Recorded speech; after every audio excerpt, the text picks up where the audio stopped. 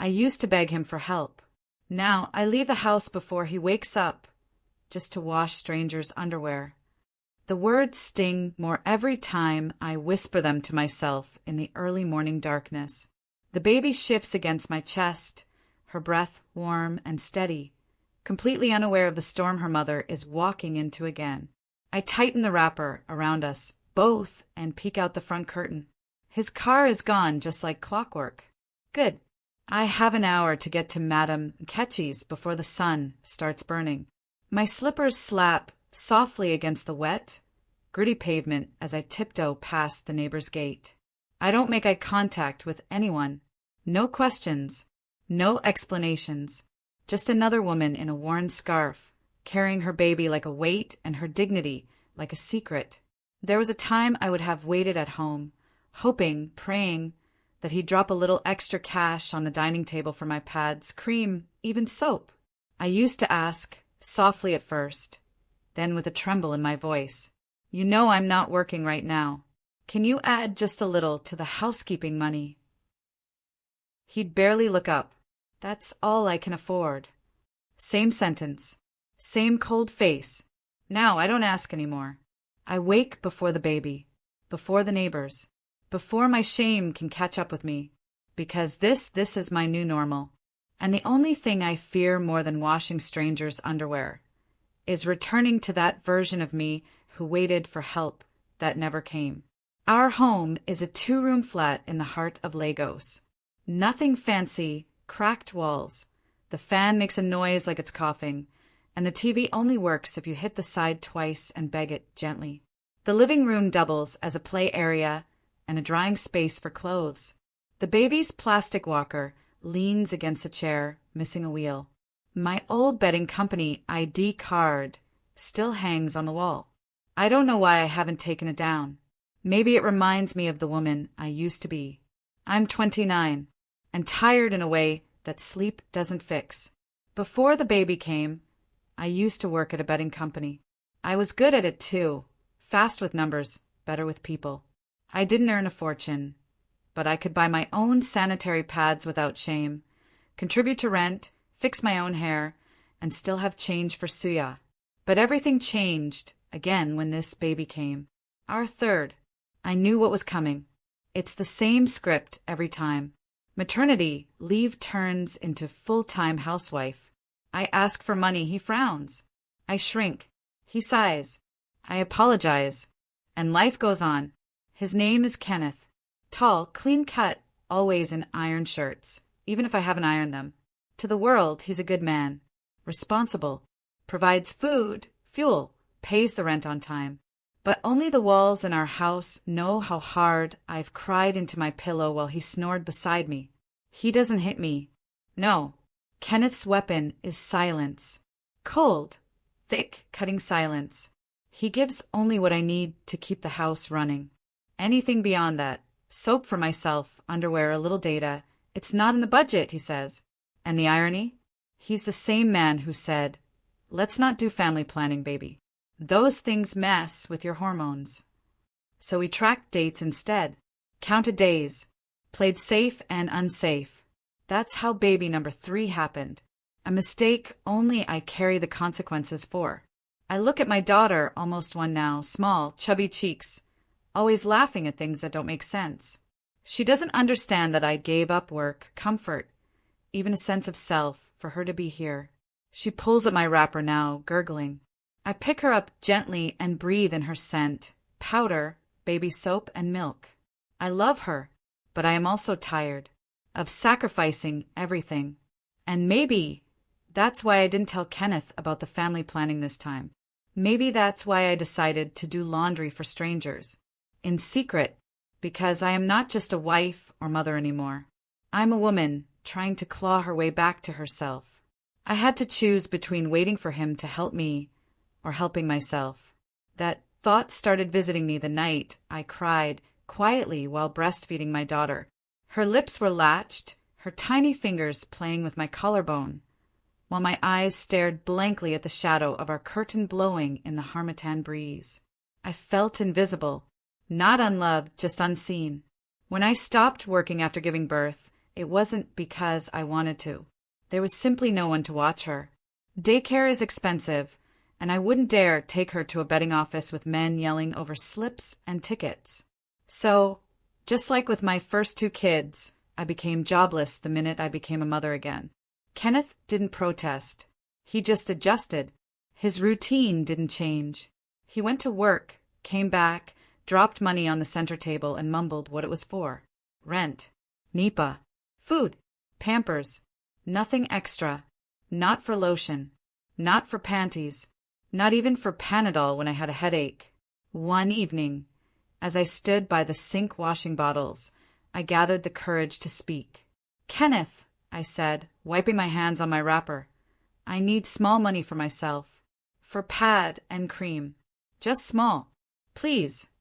He was on his phone, legs crossed like a boss in his own home.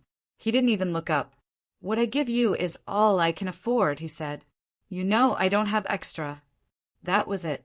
No follow-up. No sympathy. Just the cold, hard slap of finality in his voice. I nodded, but in my chest something snapped. And it wasn't the first time. It happened after our first baby. Again, after the second. Each time I stopped working to care for the children we made, I became less of a partner and more of a dependent. And each time I tried to regain my footing, I heard the same things. Why not wait a little longer? Don't stress yourself. We'll be fine. But we weren't fine. I wasn't fine. So one afternoon, after bathing the baby and laying her down, I quietly dressed and went to the health center. The same one I had been to 3 years ago, when I still had a say. I didn't tell him. I just walked in, filled the form, and let the nurse explain the options to me. When she asked, "Is your husband aware?" I shook my head and whispered, "Please, just do it. I can't do this anymore." As she inserted the implant into my arm, tears rolled down my cheeks, not because it hurt, but because it was the first decision I'd made for myself in years. I walked home, feeling like I had stolen something, but also, for the first time in a long while, I felt in control. Something had to change, and this time it was going to be me. There was a war in my chest. Not the kind with shouting and plates flying, no. This one was silent, quiet enough that no one would ever guess what was brewing inside me while I cooked his soup or changed the baby's diaper. I would look at Kenneth's back as he lay on the bed, snoring in the early hours of morning, and I'd ask myself, do I keep pretending this is fine? That being broke, bored, and buried in housework is enough? Or do I take a risk and step into the unknown? The answer came to me slowly, like water boiling one stubborn bubble at a time. That evening, I wrapped the baby in her faded pink shawl, placed her on my back, and stepped outside into the compound. My neighbor, Mama Sua, sat outside fanning herself with a church program. Her toddler was playing in the dust. I cleared my throat. "Mama Sua, please, do you know anyone around here that needs help with laundry?" She looked at me with surprise, then curiosity. "You one day wash for people." I nodded. "Just for now. I go come to their house. I don't need capital, just work." She looked at the baby sleeping peacefully on my back and said, quietly, "You get strong mind, oh. Wait, I get one madam I day clean for. Her washing day kill person. I go ask am." That was how it started. The next morning, I packed baby wipes, an extra diaper, and a flask of pap. I waited until Kenneth left for work. He didn't even kiss the baby goodbye, as usual. Then I locked the door behind me and began my new life. The first house was a 3-bedroom flat. Madam wore a long scarf and spoke fast like her mouth was chasing a deadline. She pointed to a mountain of clothes. "I want these washed, dried, and folded before 3 p.m. I know like stories." I tied my wrapper tight and nodded. "Yes, Ma." By noon, my hands were wrinkled and raw. My fingers were pruned like old yam skin. I paused only to breastfeed and wipe sweat from my baby's forehead as she lay under the shade of a wall fan. The soap stung my eyes, the sun hit my neck, but in my chest there was peace. When she handed me 2,000 naira, I held it like it was gold. That night, I didn't spend it. I wrapped it in black nylon and hid it inside an empty tin of powdered milk behind the gas cylinder. Kenneth asked no questions. He was too busy complaining about Nipa and cursing his boss. But the next day, I went out again. And the next. Every wash became a silent rebellion. I scrubbed with purpose, folded with pride. Some clients paid small, some gave leftover rice, but I took it all. For the first time in forever, I wasn't asking anyone for permission. I was surviving. I was living.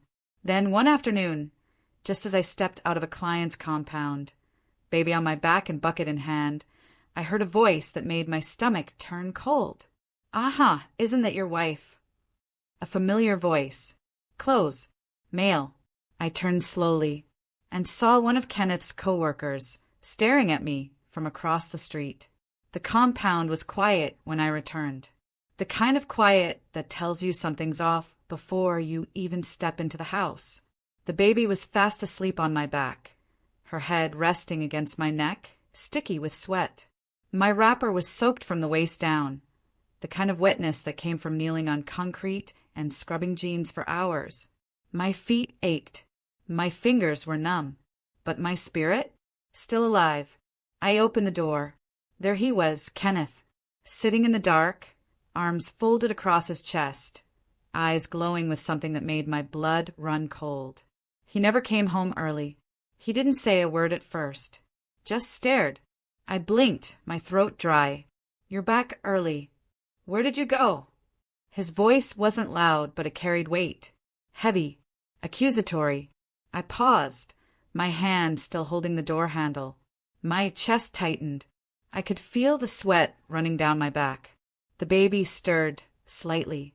"I asked you a question, Ada," he said again, this time rising from the chair. His slippers scraped against the cement floor. "You left since morning. Neighbor said you carried the child and left. To where?" I swallowed hard. "I went out." "To where?" His tone sharpened. "You think this is how a married woman behaves? Leaving the house like a street girl, carrying my child up and down like you don't have a husband at home." My mouth opened, then closed. I looked at him, and something inside me broke. Not the weak kind of break, the clean, sharp kind, the kind that makes you finally see. "I went to wash clothes," I said, each word like a blade. "For people. For money. So I can buy my own pad. My own soap. Because you won't." His head tilted, like he hadn't heard me right. "What?" I said, "I'm tired. Tired of begging. Tired of waiting for next week. Or next time. I'm tired of smelling like breast milk and nothing else. So I worked. I scrubbed people's dirty underwear, so I wouldn't have to beg you for 10 naira. His mouth twitched. He laughed, a dry, bitter sound that echoed off the walls. "Wow," he muttered. "So this is it? You've become shameless, going around like a common woman, washing clothes with my child on your back. How do you think that looks, Ada?" I took a slow step forward and untied the baby gently, laying her down on the thin mattress. She didn't stir. Then I stood up and looked him in the eye. "You should have asked that the first time you told me. That's all I can afford," and turned your back. He blinked. Once. Twice. The silence after that was thick. Uncomfortable. He stood there, watching me like I was someone he'd never met before. I didn't flinch. I didn't move. He opened his mouth, then shut it again. And just like that, the room held its breath. That night, I lay on the mattress beside my baby, watching her tiny chest rise and fall. Her lips twitched like she was smiling in her dreams. I reached over and ran a finger over her cheek, and for a second my throat tightened. "I'm not a bad wife," I whispered into the dark. "I'm just tired of being a begging one." The ceiling fan above creaked in slow circles, swaying the shadows on the walls. Kenneth hadn't said another word after that standoff. He'd gone to bed, turned his back as usual, only this time it didn't sting the same. Something inside me had shifted, and I knew.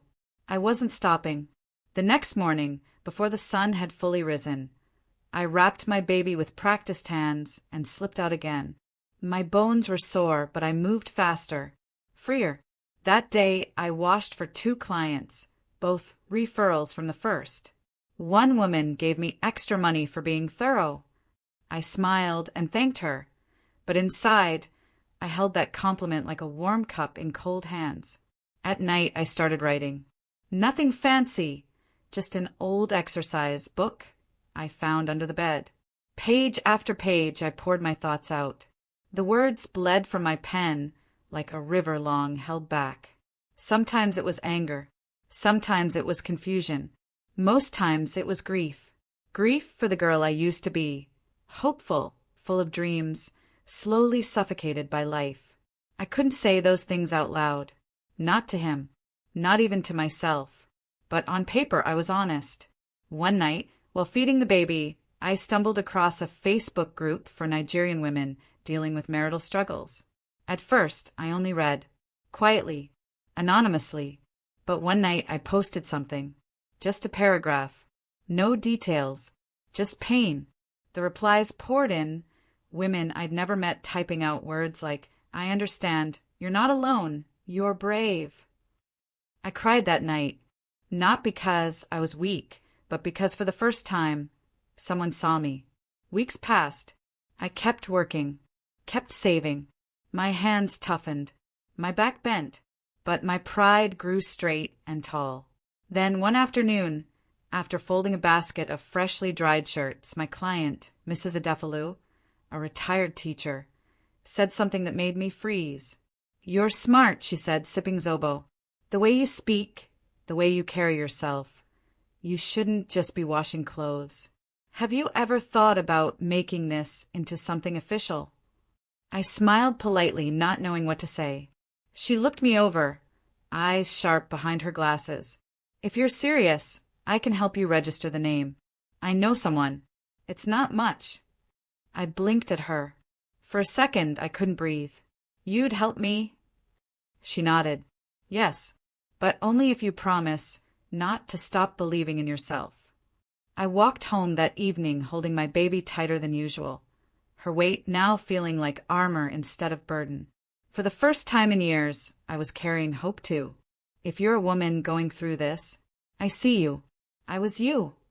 I know what it feels like to smile through hunger, to serve everyone first and lick the spoon after, to beg for data, for soap, for pads, to pray for miracles while pretending your heart isn't breaking. I know what it means to dress up pain and wear it like a scarf. I've been that woman who folds pain into stew, boils it with rice, and serves it with silence. But hear me now. Your suffering doesn't make you holy. Your silence doesn't make you loyal. And poverty shouldn't be your price for being a wife. The voice hardens just slightly. Some men won't hit you. They'll just starve your spirit until you forget who you were. That's still abuse. Neglect does the job quietly, without bruises. Soft inhale. I'm not saying rebel. I'm saying reclaim. You are allowed to dream again, even if it starts with washing clothes for strangers, just so you can buy your own soap. To every woman hiding in shadows, you are not invisible. Not to me, not to God, and not to the woman you're becoming. To the husbands who may be listening, you don't need to raise your hand to break a woman. Starving her of dignity does it quietly. I still wash clothes for strangers, but I'm no longer invisible, and I'm never going back. Was I wrong for hiding my plans from him? Would you have done the same? Subscribe to hear the next chapter of my journey.